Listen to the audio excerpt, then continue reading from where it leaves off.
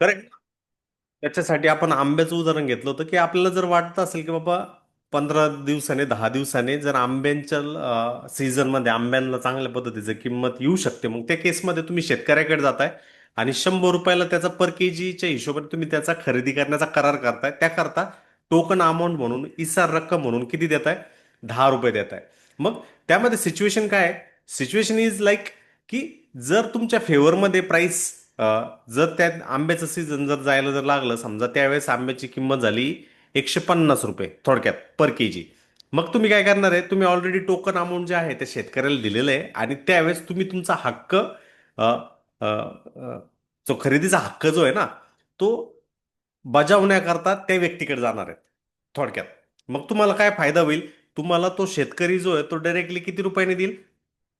100 rupees, 100 रुपये पर केजीनी directly ते आंबे देईल आणि तुम्ही ते ओपन मार्केटमध्ये कितीने विकताल? 150 रुपये पर केजीने.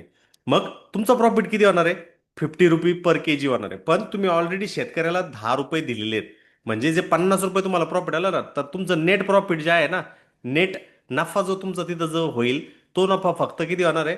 50 वजा 10, म्हणजे 50 रुपये तुमचं नेट प्रॉफिट आहे, पण 10 तुम्ही शेतकऱ्याला दिलेत. म्हणजे तुम्हाला प्रत्येक केजी मागे किती? 40 रुपीज, 40 रुपयांचं प्रॉफिट जे आहे तिथं होणार आहे. म्हणजेच काय की कॉल ऑप्शन ज्यावेळेस खरेदी करायचे असतात त्यावेळेस तुम्हाला असं वाटतं की आंबा म्हणजे स्पॉट. काय? आंबा ह्या केसमध्ये काय? स्पॉट आहे. तो स्पॉट जो आहे 100 रुपयावरनं तुम्हाला असं वाटतंय 150 रुपयाला पुढील 1.5 महिन्याच्या कालावधीत जाणार आहे, म्हणून तुम्ही अगोदर त्याची प्री बुकिंग करून ठेवता. मी मग त्यामध्ये तुम्हाला जर तुमच्या फेवरमध्ये जर केस जर गेली तर त्यामध्ये तुमचा 40 रुपये प्रॉफिट होईल 150 रुपयाच्या आसपास. जर ती 180ला गेली तर ती मध्ये त्या प्रपोर्शनेटमध्ये वाढेल. पण याच्या उलट समजा 100 रुपीजला तुम्ही ते करार केला होता, परंतु पुरवठा सगळ्यात जास्त झालाय आणि ती किंमत जी डायरेक्टली आली 50 रुपयाला. 50 रुपीज पर केजी डायरेक्टली मार्केटमध्ये आंबा उपलब्ध आहे. तुम्ही ऑलरेडी 15-20 दिवसापूर्वी 10 रुपयाचं प्रीमियम जे आहे, ऍडव्हान्स रक्कम जी आहे ती शेतकऱ्याला दिलेली होती. मग तुम्ही त्या केसमध्ये जाणार का त्याच्याकडे? आणि 100 रुपये ज्यावेळेस मार्केटमध्ये 50 रुपये पर केजीनी आंबे उपलब्ध आहेत, त्यावेळेस तुम्ही त्याच्याकडनं 50 रुपये, 100 रुपयांनी घेऊन मार्केटमध्ये 50 रुपयाला विकू शकाल का? विकताल का? नाही विकणार. मग तुमच्याकडे खरेदीचा हक्क आहे. कॉल ऑप्शन म्हणजे काय? एक सिंपल सिंपल गोष्ट. कॉल ऑप्शन हा एक खरेदीचा हक्क आहे. जर तुम्ही जर बरोबर असाल तर आणि तरच तुम्ही त्याच्याकडे जाणार, त्याकडे तुम्ही तुमचा हक्क बजावण्याचा प्रयत्न कराल, त्याच्याकडनं तुम्हाला कमी किमतीमध्ये ते मटेरियल माल ते मिळेल आणि जास्त दराने चढ्या भावाला जे आहे ते तुम्ही त्याला विक्री करू शकाल. याच्यामधली जी तफावत राहणार आहे तो तुमचा नफा राहणार आहे. म्हणून तुम्हाला जर बरोबर यायचं आहे तर तुम्हाला आंबा म्हणजे स्पॉटची अंदाजे त्याच्यामध्ये काय चाललंय, स्पॉटमध्ये म्हणजे अंडरलिंग मध्ये काय होऊ राहिलंय त्याच्याबद्दलची आयडिया येणं गरजेचं आहे. म्हणजे त्याच्यामध्ये तुम्हाला कळलं पाहिजे की त्याचा सपोर्ट कुठं आहे, त्याचा डिमांड कुठे आहे, त्याचा रेजिस्टन्स कुठे आहे, त्याचा सप्लाय झोन कुठे आहे. ह्या गोष्टी ज्या आहेत त्या लक्षात ठेवणं गरजेचं आहे. हे एक छोट्याशा ढोबळमानानी गोष्ट जी ती आपल्याला अंडरस्टँड इथं येणं गरजेचं आहे. याच्या उलट समजा काय होतं, तुम्हाला असं वाटतंय आंब्यांच्या आत्ताच्या किमती ज्या आहेत त्या 100 रुपीज सध्या चालू आहे, परंतु 15 दिवसानंतर आंब्यांचा हंगाम जो आहे, 15 डेज नंतर आंब्याचा हंगाम ऍक्च्युअली चालू होणार आहे आणि त्यावेळेस भरपूर प्रचंड प्रमाणात कोकणातनं, कर्नाटकातनं, गुजरातमधनं, युपी मधनं, पलीकडं बांगलादेशमधनं भरपूर आंबा येणार आहे आणि त्यामुळं त्याची जी मागणी जी जनरली ती जी होणार आहे, त्यावेळेस जो नवीन भाव जो होणार आहे तो रुपीज 40 रुपये पर केजी होणार आहे. बरोबर? 40 रुपीज पर केजी होणार आहे. मग त्या केसमध्ये तुमच्यासाठी काय? हा 100 रुपये सद्यस्थितीचा भाव आहे. सध्या 100 रुपीज पर केजीच्या हिशोबाने त्याचा भाव चालू आहे. पण तुम्हाला माहिती आहे की हा भाव जो आहे तो काय होणार आहे? पडणार आहे थोडक्यात. मग त्यावेळेस तुम्ही काय करता? तुम्ही अप्रोच करता शेतकऱ्याकडे. त्या शेतकऱ्याकडे जाता, शेतकऱ्याला म्हणता अरे दादा, 100 रुपीज पर केजी आता सध्या आंब्याचा भाव चाललेला आहे, चल मी तुला 10 रुपये इसार रक्कम देतो, म्हणजे प्रीमियम देतो. मी याला इथं प्री म्हणतो, प्रीमियम देतो आणि ती इसार रक्कम जी आहे तुला मी देतो इथे. ओके. तर सिंपल 10 रुपीज मध्ये इसार रक्कम दिलं म्हणजे काय होईल? जरी उद्या काय 40 रुपये जरी पर केजी भाव जरी झाला उद्या मार्केटमध्ये खरेदी दराचा, तर ह्या शेतकऱ्याला किंवा त्या व्यापाऱ्याला जे आहे 100 रुपीज पर केजीनी तो माल जो आहे तो खरेदी करावा लागेल. म्हणजे काय? समजा इथं शेतकऱ्याऐवजी आपण व्यापारी पकडू.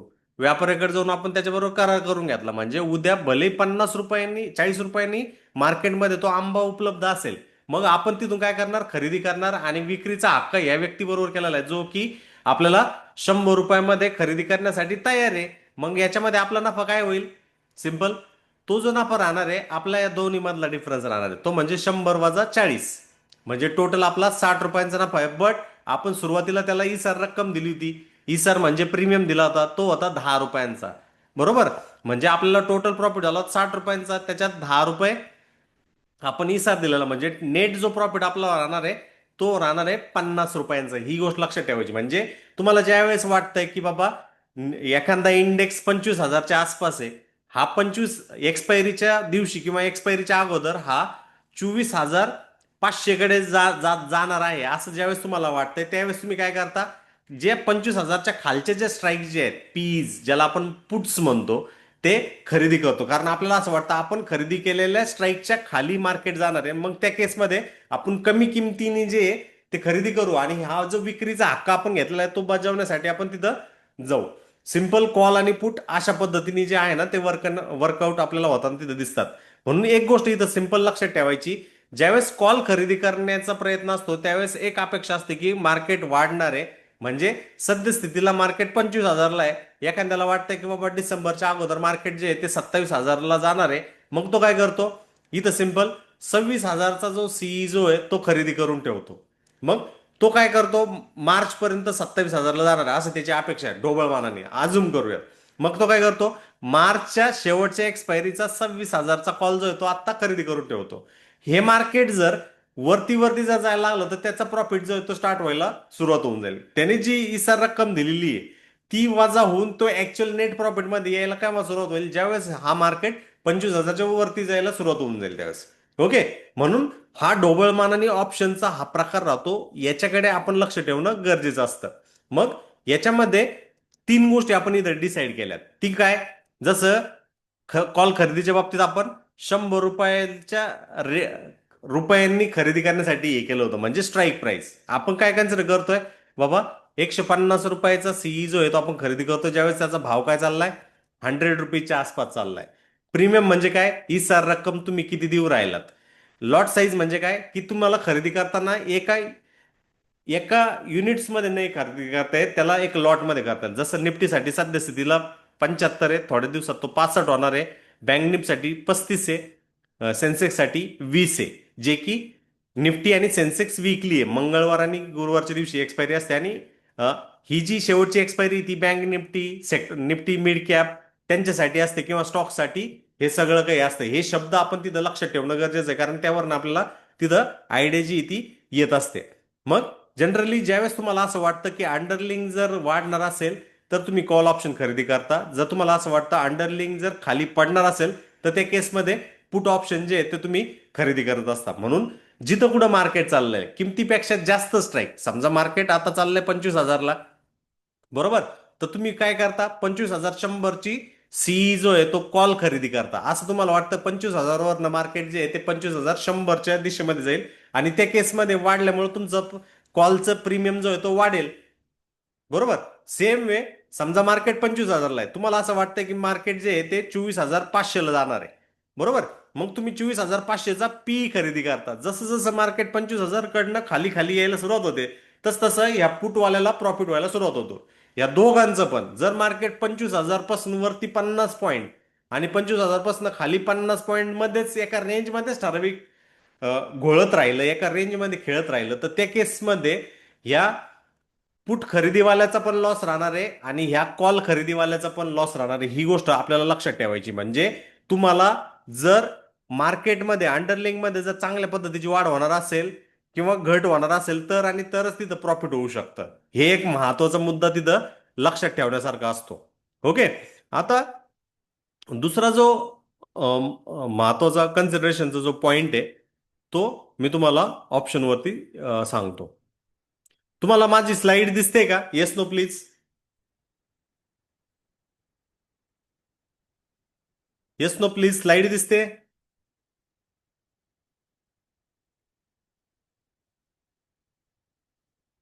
Yes no. रिप्लाय करा प्लीज. येस, दिसते. ओके. तर मार्केट जर वाढणार असेल तर त्या हिशोबाने त्याकडे लक्ष दिलं जातं. म्हणून जनरली सप्लाय आणि डिमांड पण रेकग्नाइज होणं गरजेचं आहे. भले ते ऑप्शन्स असेल किंवा भले तो स्पॉट, म्हणजे जसा आंब्याचं आपण एक्झाम्पल घेतलं तशा पद्धतीने. आता या सप्लाय आणि डिमांड काय आहे, तो एक एक्झाम्पलच्या माध्यमातून समजून घेऊयात. जसं की लिंबाचं आपण उदाहरण घेतलं, लेमन. उन्हाळ्यामध्ये लिंबाची मागणी वाढते. जर बाकीच्या सीझनमध्ये 20 रुपये किलोला मिळत असेल, तर उन्हाळ्यामध्ये मागणी त्याची वाढलेली असते आणि त्यामुळं ते 20 रुपये केजीचं लिंबू जे आहे ते डायरेक्टली 60 रुपये पर केजीच्या किलोच्या भावाने जो आहे तो विकला जातो. त्यामुळं काय होतं, त्याचे ग्राहक कमी होतात. म्हणजे काय आहे, की ज्यावेळेस त्याला मागणी राहते, डिमांड ज्यावेळेस राहते, त्यावेळेस खरेदीवाले जे आहेत ते कमी होऊन जातात आणि त्यावेळेस ती जी प्राइस जी आहे ती आपल्याला वाढ होताना तिथं दिसून जाते. ओके. जर पावसाळा असेल, बरोबर, जर पावसाळ्यामध्ये किंवा हिवाळ्यामध्ये लिंबाला मागणी कमी असते, पण पुरवठा आहे तेवढा राहतो. मागणी कमी आणि पुरवठा आहे तेवढा आहे, म्हणजे काय, खरेदी जास्त होत नाही. त्याच्यामुळे त्याच्या किमती आपल्याला खालच्या बाजून दिसतात. म्हणजे पावसाळा आणि हिवाळा जो आहे तो एक अशा पद्धतीचं सेक्शन आहे, असा एक पद्धतीचा सप्लाय झोन आहे का जिथं डिमांडच नाही, फक्त सप्लाय. त्याच्यामुळे किमती आहे वाढण्याऐवजी त्या आहेत तिथं ते राहतात किंवा कमी कमी आपल्याला होताना तिथे दिसतात. सिमिलरली, जर त्या किमती ज्या आहेत त्या वाढल्यात, थोडक्यात 20 रुपयापासून 60 रुपयापर्यंत गेल्यात उन्हाळ्यामध्ये, आणि पावसाळा सुरू झाला 60 रुपयाला गेल्यात, मग 60 रुपयाला गेल्यात, मग 60 रुपयालाच टिकायला पाहिजे का पावसाळ्यामध्ये? नाही. त्या 20 रुपये पर केजी पासून स्टार्ट झाल्या त्या उन्हाळ्याच्या सुरुवातीला, त्या 60 रुपये पर केजी होऊन गेल्या आणि इथं पावसाळा चालू झाला, मग ते 60 रुपयालाच राहायला पाहिजे का? नाही, कारण त्याची मागणी जी आहे ती कमी होते. म्हणजे इथं सप्लाय किंवा पुरवठा आहे जो आहे तो वाढतो आणि त्यामुळं किंमत किंवा प्राइस जी ती आपल्याला घट होताना दिसते. पुन्हा एकदा ह्या मागणी किंवा डिमांड क्षेत्राकडे जे आहे प्राइस किंमत आपल्याला तिथं जाताना तिथं दिसते. ओके. तर ही एक बेसिक डिफरन्स असतो. त्याचा डिमांड कशाच्या बेसिसवरती आहे तो आपल्याला कॅन्डलस्टिक चार्टवरनं लक्षात येऊन जातो. दुसरं उदाहरण आहे शूज. आपण जे बूट्स वगैरे जे घेतो ना, त्याचं एक हे होऊन जातं. एखाद्या दुकानामध्ये ना सेल चालू आहे, त्या केसमध्ये 2500चे 3000चे जे शूज जे आहेत ना, डायरेक्टली तुम्हाला 1200 रुपयाला मिळतात. म्हणजे काय, याच्यामुळं काय, ग्राहक लगेच खरेदी करतात. म्हणजे एक डिमांड झोन आहे, 1200 रुपयामध्ये ते खरेदी करणार आहे. म्हणजे हा एक चार्टवरचा आपल्याला जो डिमांड झोन शोधून घ्यायचा आहे ना, जर डिस्काउंट आहे तुम्हाला, म्हणजे आहे त्या रेटपेक्षा जर कमी किमतीमध्ये आपल्याला जर प्राइस जर भेटते. हॅलो. हो.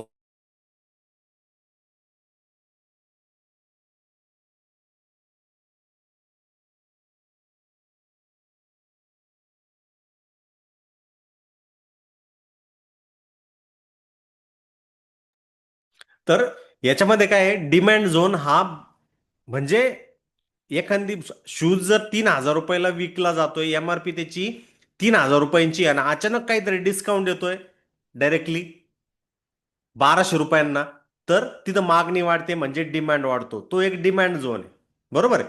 बट ऍक्च्युअल त्याची मूळ प्राइस काय आहे, 3,000ची, म्हणजे हा एक सप्लाय झोन आहे. ओके. तिथनं जर विक्री होण्यासाठी ग्राहक जर कमी भेटत असेल तर ऑब्विसली तो एक सप्लाय झोन आहे. परंतु त्याच्यात जर डिस्काउंट आला तर ऑब्विसली आपल्यासाठी काय आहे, तो डिमांड झोन आहे. आणि तोच आपल्याला चार्टवरती जो आहे ना, एक लक्षात ठेवायचं असतं, फोकस करायचं असतं. चार्टवरती एकदम सोप्या पद्धतीने मी तुम्हाला सांगतो कॅन्डलस्टिक्स म्हणजे काय. समजा एखादं चहाचं दुकान आहे. चहा आता प्रत्येकाला आता माहिती, कारण आपल्या देशाचं एक अप्रतिम अशा प्रकारचं उदाहरण आता चहावरतीच डिस्क्राईब झालेलं आहे. सकाळी चहा आहे ना 10 रुपयाला विकायला सुरुवात होते इथं.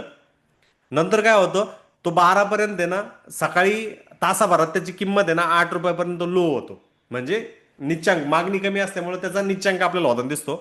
परत दुपारी गर्दी होते, गर्दीमुळे दुपारचा उच्चांक जो आहे तो 12 रुपये पर चहाच्या कपच्या हिशोबाने होतो, आणि शेवटी संध्याकाळी 11 रुपयांच्या पर कपच्या हिशोबाने ती क्लोजिंग होऊन जाते. म्हणजे ओपनिंग प्राइस जी आहे ती 10 रुपयांना झाली, दिवसाचा निच्चांक जो आहे तो 8 रुपयांच्या आसपास झाला, दिवसाचा उच्चांक हाय तो 12 रुपयांच्या आसपास झाला, आणि क्लोजिंग जी आहे ती 11 रुपयांच्या आसपास झाली. म्हणजे कॅन्डलस्टिक्स म्हणजे काय, की ती किंमत कुठं ओपन झाली आहे आणि कुठं क्लोज झाली आहे, याचं जे लेखाजोखा जो आहे तो म्हणजे कॅन्डलस्टिक्स. आणि त्या कॅन्डलस्टिक्सला अशा पद्धतीची अॅनालॉजी असते. हा जो सेंटरचा जो पोर्शन असतो, याला बॉडी असं म्हटलं जातं. हा जो सेंटरचा पोर्शन आहे ना याला बॉडी म्हणतात. हा जो वरचा जो पोर्शन आहे हा त्याचा हाय एरिया आहे. आणि हा जो खालचा जो पोर्शन जो आहे त्याला मानलं जातं लो एरिया. मग याच्यावरनं आपल्याला आयडिया येते की बाबा तिथं किमती वधारली आहे की किंमत खाली आली, आणि त्यानुसार ही एक कॅन्डल जी आहे ती आपल्याला फॉर्म होताना सिंपल क्रिएट होताना जी आहे ती बनताना तिथं दिसते. मग याचा अर्थ काय? याचा अर्थ सिंपल एकच असतो.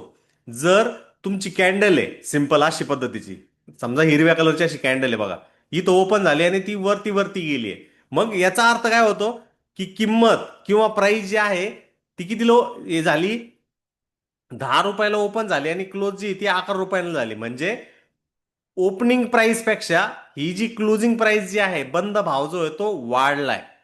म्हणजे जिथं खुला जो झाला तो प्राइस जो आहे तो लेसर आहे बंद भावापेक्षा. मग त्या कॅन्डलचा कलर जो आहे तो हिरवा असणार आहे, ज्याला आपण ग्रीन म्हणतो, आणि तिथं खरेदीदारांचा दबदबा, खरेदीदारांचा डॉमिनन्स आहे, ही गोष्ट आपल्याला तिथं सिंपल लक्षात येते. याच्या उलट समजा 11 रुपयांच्या आसपास आजचं मार्केट जे आहे ते ओपन झालं अशा पद्धतीने बघा इकडे, 11 रुपयांच्या आसपास मार्केट आजचं ओपन झालं त्याचं, आणि बंद होतानाचा जो भाव जो आहे तो फक्त 10 रुपये होता. म्हणजे किंमत काय झाली आहे, घसरली आहे. म्हणजे काय झालं इथं उलट झालं.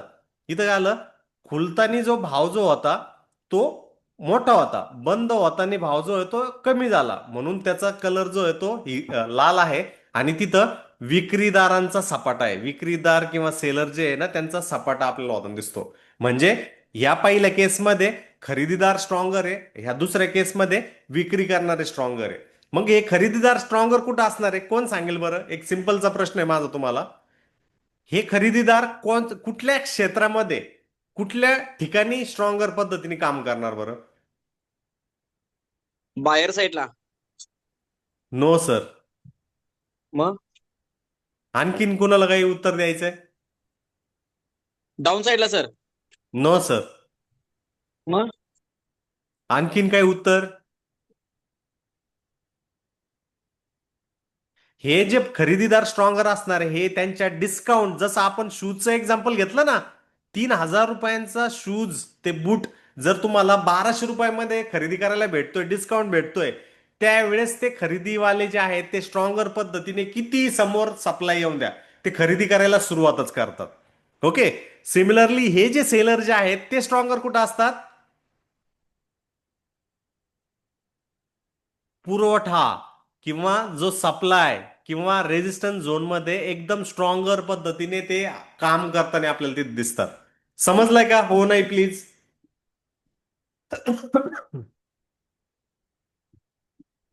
हो नाही पटापट सांगा मला.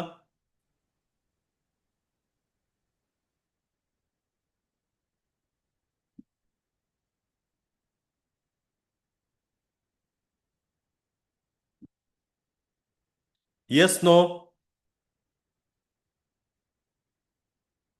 मग ही गोष्ट जी आहे ना आपल्याला फक्त चार्ट वरती बघायची आहे. ही सिंपल सी गोष्ट कुठं बघायची आहे? चार्ट वरती. तिकडनं भरपूर काही आयडिया आपल्याला येऊन जाते की नेमकं आपण कुठल्या झोनशी काम करतो. दुसरं महत्वाचं, लोकांचे जे लॉसेस जे होतात ना ते लोक डायरेक्टली जे आहे ना ऑप्शनचे चार्ट बघायला सुरुवात करतात, आणि तिथं प्रॉब्लेम जो आहे ना क्रिएट होताना आपल्याला तिथे दिसतो. ओके. तर मग चल आता सेन्सेक्सचा हा इंट्राडेचा चार्ट आहे. Okay. Thank you. Hello. Bye bye. Hello. हा. तर हा एक सेन्सेक्सचा चार्ट आहे. ह्या सेन्सेक्सच्या चार्टमध्ये आपल्याला सगळ्यात महत्वाचा मुद्दा लक्षात येणं गरजेचं आहे की ट्रेंड काय चाललाय तिथे. ट्रेंड नेमकं तिथं काय चाललं ही गोष्ट आपल्याला ध्यानात येणं, लक्षात येणं गरजेचं आहे. तर इथं आपल्याला एक गोष्ट समजली पाहिजे की ओव्हरऑल काय आहे, ट्रेंड खाली आहे, पुन्हा थोड्या वेळाकरता वरती जातो, पुन्हा थोडासा खाली येतो, थोडासा वरती जातो, पुन्हा खाली येतो, थोडासा वरती जातो, पुन्हा खाली येतो, पुन्हा एक वरती जातोय. म्हणजे कंटिन्युअसली किंमत, हा हा क्षेत्र काय झालं मग? शूजचं उदाहरण, 3,000 रुपयांना काय भेटतायत ते पुरवठा. शूज. येस. हा एक पुरवठा विभाग आहे. बरोबर. सिमिलरली बघा त्या पुरवठा विभागाच्या रेषेपाशी लाईनपाशी जेव्हा जेव्हा किंमत येते काय होते, किंमत खाली येते. आणि पुरवठा ज्यावेळेस येतो त्यावेळेस कोण येतं, विक्री करणारे जे आहेत ते मोठ्या प्रमाणामध्ये तिथे येताना दिसतात. याच्या उलट याच्या अपोजिट बघा इथे, इथं ज्यावेळेस किंमत येते त्यावेळेस काय होते, वाढते. म्हणजे इथं काय होतं, डिस्काउंट होतोय. म्हणजे जे 3,000 रुपये भाव चालला इथं डायरेक्टली काय होतोय, 1,200 रुपयाला ती पेअर भेटायला सुरुवात होते. डिस्काउंट होतो म्हणजे काय होते, मग मागणी जी आहे त्याची वाढते. मागणी वाढते म्हणजे कोण येतात तिथे, खरेदी करणारे येतात. आणि बघा ते खरेदी करणारे ठराविक वेळेला ते येतातच तिथं. ओके. तर त्या खरेदी करणारे जे स्पॉट जे आहेत ते आपल्याला आयडेंटिफाय करणं गरजेचं आहे. कारण ते खरेदी करणारे जे स्पॉट आपल्याला आयडेंटिफाय जर झालं, तिथनं आपलं जे लॉजिक जे आहे ना ते एकदम सिम्पल क्रिएशन जे आहे ते होताना दिसतं.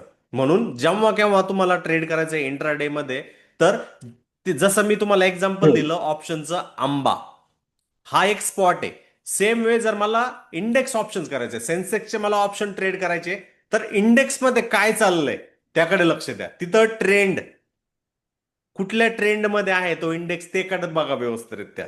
त्याला रेकग्नाइज केलं, त्याला व्यवस्थितरित्या आयडेंटिफाय केलं, त्याचा सप्लाय पुरवठा झोन कुठे आहे, त्याचा डिमांड विभाग कुठे आहे, ह्या जर गोष्टी जर तुम्ही बघितल्या ना, तुमचं 70% काम तिथंच क्लिअर होऊन जाईल. Over trading, fear of missing out, किंवा आपण म्हणतो सायकोलॉजिकल प्रॉब्लेम, होल्ड पेशन्सचा प्रॉब्लेम, ते सगळे तुमचे जे आहेत ना बाजूला होऊन जातील. ओके. आणि तुमची जी अॅक्युरेसी ना तिथं फक्त 10% जरी असेल ना तरी तुम्ही तिथं प्रॉफिटेबल राहताल, असं सिच्युएशन येऊन जाते. ओके. तर हे पुरवठा विभाग जे आहेत ना, आपण त्याला अंडरस्टँड करणं, वेळोवेळी बघणं, समजून घेणं हे गरजेचं असतं. ओके. आता एक छोटस सिम्पलचं एक्झाम्पल घेऊयात, म्हणजे त्याला आपल्याला लक्षात येऊन जाईल आजच्या एक्सपायरी मधनं. ओके. 3 मिनिटाचा चार्ट आहे. या 3 मिनिटाच्या चार्टला जर बघितलं इथं लक्षात येऊन जाईल, आज होती 6 तारीख. या 6 तारखेला इथं बघा पहिली कॅन्डल काय झाली, इथे किती पॉईंटची झाली आहे, 268 पॉईंटची कॅन्डल झाली आहे, आय गेस 3 मिनिटाच्या टाइम फ्रेम मध्ये. बरोबर. पुढची जर कॅन्डल आपण बघितलं तर ती किती झाली आहे, 108 पॉईंटची. तिसरी कॅन्डल जर आपण इथं जर बघितली तर ती किती पॉईंट झाली, फक्त 80 पॉईंटची. पण तिचा कलर काय आहे बरं, कोण सांगेल. ही जी तिसरी जी कॅन्डल आहे, जिचा रेंज 80 पॉईंटचा आहे, तिचा कलर काय आहे, फक्त 80 पॉईंटची रेंज आहे, रेड. रेड आहे. लाल. रेड आहे. रेड. म्हणजे सेलर्स आहेत. बरोबर, करेक्ट. बरोबर. इथं सेलर आहे. इथं ही हो जी हो. रेष आहे ती ही दाखवते की बाबा ही एक सप्लाय पुरवठा विभागाची रेष आहे. ऍज सुन ऍज प्राइस तिथं आली आहे, काय झालंय, सोल्ड इंटू झाली, ड्रॉप झाले. ड्रॉप झाली. हा दिवसाचा निच्चांक होता बघा इथे, करेक्ट. थोड्या वेळात पुल बॅक केला, पण तो पुल बॅक झाला का, या पहिल्या कॅन्डलच्या हायला सुद्धा, क्लोजिंगच्या प्राइसला सुद्धा तो क्रॉस करू शकला नाही. आणि जसा तो फेल झाला, मग कितीचा फॉल झाला 3 कॅन्डल मध्ये, 12 मिनिटात 319. 19 पॉईंटचा. ओके. तर महत्वाचा मुद्दा इथं हा लक्षात ठेवायचा आहे की ज्यावेळेस पुरवठा विभागाला प्राइस टच करणार आहे, लगेचच्या लगेच व्हर्टिकली अशी खाली येणार नाही, थोडंसं खाली पुल बॅक करेल, पुल बॅक वरच्या बाजूला राहील, आणि मग रिजेक्शन ज्यावेळेस येत आहे ना त्यावेळेस आपली एंट्री शोधायची.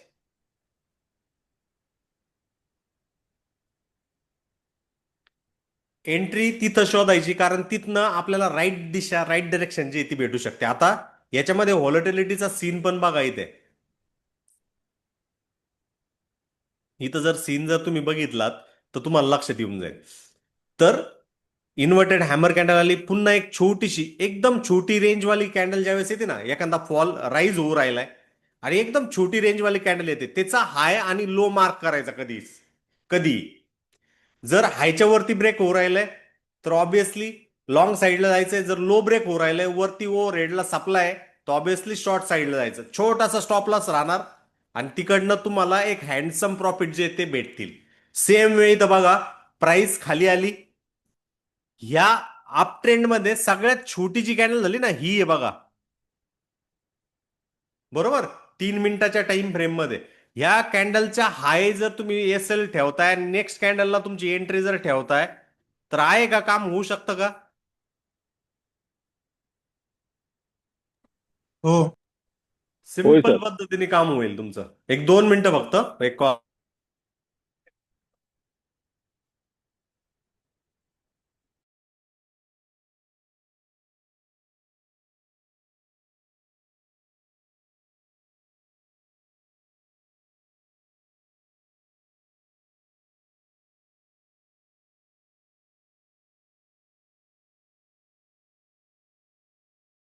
तर सिंपल कॅन्डलचा जो स्ट्रोक जो आहे तो इथं होता आणि त्यानंतर कंटिन्युअसली फॉल आपण बघू शकता. आता जे लोक ह्या पर्टिक्युलर कॅन्डलचा फॉल बघून एंटर जर झाले ना, त्यांना मार्केटनी काय केलं बरं पुढील 2-3 तास?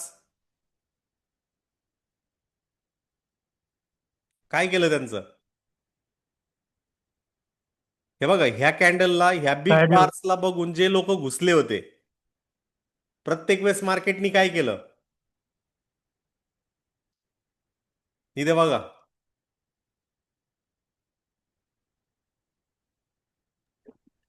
मार्केटने त्यांना प्रत्येक वेळा फायदा करून दिलाय तिथे. एक्झॅक्टली. त्यांना बाजूला काढत राहिलं मार्केट प्रत्येक वेळेस. हा इनिशियल एंट्रीचा जो झोन होता त्याच्यापर्यंत मार्केट गेलंच नाही, बट त्याच्या आसपास सम मार्केट गेलं की काय व्हायचं? रिजेक्शन व्हायचं बघा. Okay, supply zone. Market down trend मध्ये होतं, बट मार्केट कुठून ऍक्शन जास्त घ्यायचं? रिएक्शन मार्केटला कुठे यायची? जेव्हा जेव्हा तो 3,000चा झोन जो होता, 3,000चा बूट सेलिंग झोन, त्या झोनच्या आसपास गेलं का तिकडनं काय यायचा? फॉल यायचा. ओके, तर ही गोष्ट लक्षात ठेवायची. इथून ज्यावेळेस हा फॉल चालू झाला त्यावेळेस हा लो ब्रिज झाला. पुन्हा एकदा एक्झॅक्टली त्या 3,000च्या झोनला त्याने टच नाही केलं, बट त्याच्या आसपास गेल्यानंतर प्राइस जी ती फॉल होताना जाताना दिसली. म्हणून ही गोष्ट लक्षात ठेवायची, मला ज्यावेळेस एंट्री घ्यायची ना, 3 मिनिट टाइम फ्रेम जी ना सफिशियंट आहे. ट्रेंड शोधा, ट्रेंड कुठला चाललाय? ट्रेंड जो आहे तो पूर्णपणे साईडवेज आहे. अशा झोनमध्ये अशी एंट्रीज करू नका. एदर अप ट्रेंड आहे त्या अप ट्रेंड मध्ये शोधा, किंवा अशा पद्धतीचा डाऊन ट्रेंड आहे त्या डाऊन ट्रेंड मध्ये शोधा. ओके.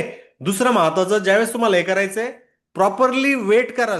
तुमचं सिच्युएशन सिच्युएशन शोधा की तुम्हाला बेस्ट डिस्काउंटेड प्राइस, तुम्हाला ज्यावेळेस खरेदी करायचंय ना, एकदम डिस्काउंट वाली प्राइस तुम्हाला कुठं आहे खरेदी करण्याकरता, आणि तुम्हाला ज्यावेळेस विक्री करायची आहे याच्या उलट, त्यावेळेस अतिशय महागडी, अतिशय महाग व्हॅल्यू कुठे आहे, महाग व्हॅल्यू कुठे आहे, महाग किंमत कुठे आहे, ती शोधा आणि तिथं विक्री करण्याचा प्रयत्न करा. जे की स्मार्ट मनी किंवा मोठे प्लेअर करतात, ते आपल्याला कॅन्डल्सवर लक्षात येऊन जातं. मग हे जर आपल्याला करायचं असेल ना, तर आपल्या मनावरती ताबा ठेवणं गरजेचं आहे. मनावरती ताबा ठेवा, कारण लढाई ज्यावेळेस, मी भरपूर वेळ सांगत असतो की लढाई ज्यावेळेस चालू होते ना, राजा लढाईच्या सुरुवातीला घुसतो का कधी? नाही. लढाई ज्यावेळेस चालू होती त्यावेळेस राजा त्या लढाईच्या सुरुवातीला घुसतो का? नाही. सुरुवातीला कोण घुसतं? सैनिक लोक घुसतात. मग त्या सैनिकांसारखा थिंकिंग अप्रोच जे आहे ती अजिबात ठेवू नका. तुमची थिंकिंग अप्रोच जे आहे राजा वजीर त्यांच्यासारखी ठेवा. ओके, मग त्यानुसार तुम्हाला आउटकम जो आहे तो लक्ष देऊन जाईल. आता ह्या स्विंग्सला बघा, याच्या आसपासच ऑप्शनचे जे ऍक्शन जे आहेत ना, एकदम स्ट्रॉंगर पद्धतीने झालेले आहेत. आता हा टायमिंग जर आपण हायलाइट जर केला, let me show you over here. इथे बघा, अल्ट व्ही करतो.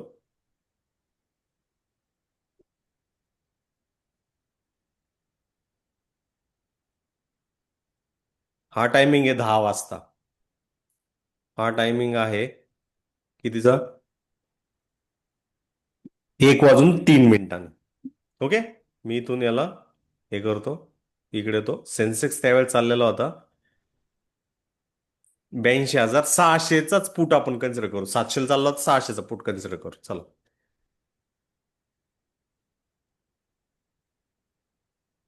ओबीव्ही राहतो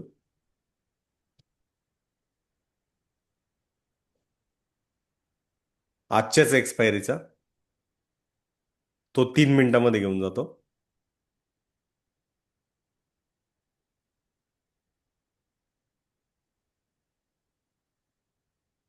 आहे का?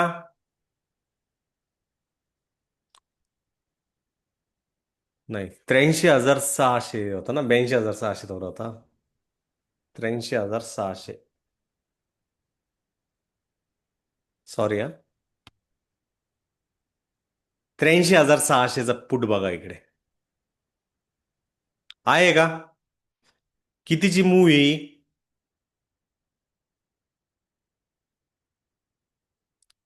किती पॉईंटची मूव्ही मित्रांनो?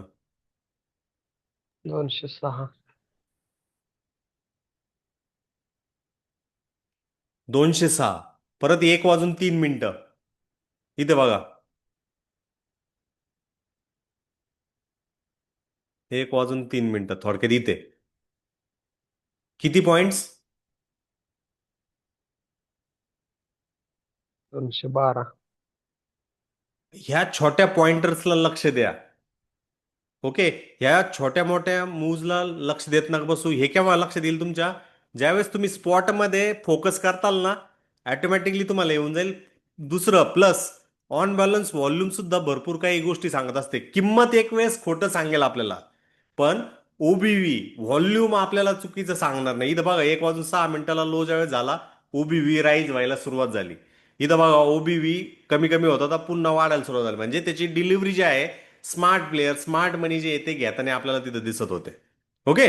या छोट्या गोष्टींना फोकस केलात, ऑटोमॅटिकली तुमचं जे 100% जे काम जे आहे ना, ते क्लिअर